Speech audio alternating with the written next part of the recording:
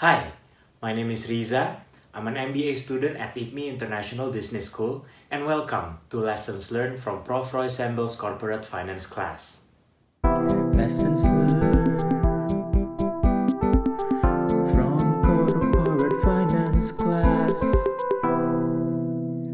Last week, we learned some very interesting stuff about corporate finance, from capital structure to dividend policy. But unfortunately, I only attended the first half of the class because I had to go to the doctor. Uric acid issues.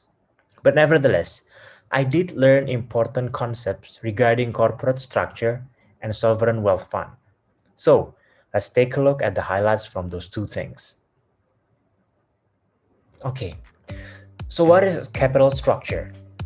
It is the particular combination of debt and equity used by a company to finance its overall operations and growth.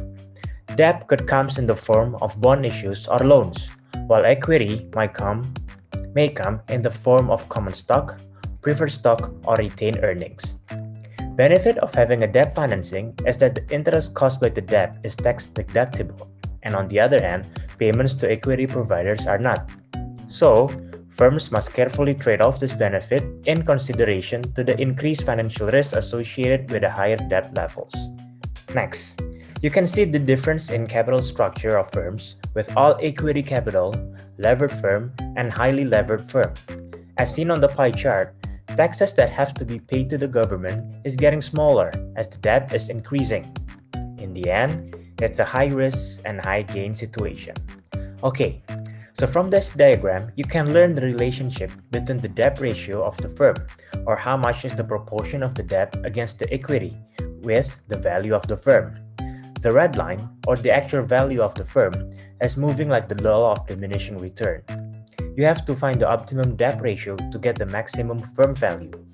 And kindly note that the difference between the red line and yellow line represent the present value of the financial distress cost, in which it gets bigger as the debt ratio increases. Okay, so next, you might heard of this term quite often nowadays, Sovereign Wealth Fund, or SWF. But what is it? In brief, it is a state-owned investment fund with money generated by the government to provide benefits for its economy and citizens. There's also several kinds of SWF. And you can pause this video to read the information available on this slide. Okay, last one, key takeaway number 5. What are the possible problems for SWF?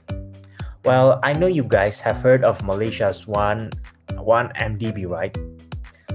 So let's just hope those fiasco won't happen with our country's SWF. Prof. Roy underlined that one of the most important aspects in preventing these problems is a thorough good corporate governance, including good risk governance, good information governance, and etc. So, those are the lessons learned from last week. Thank you for watching, and I'll see you all again next week. Cheers!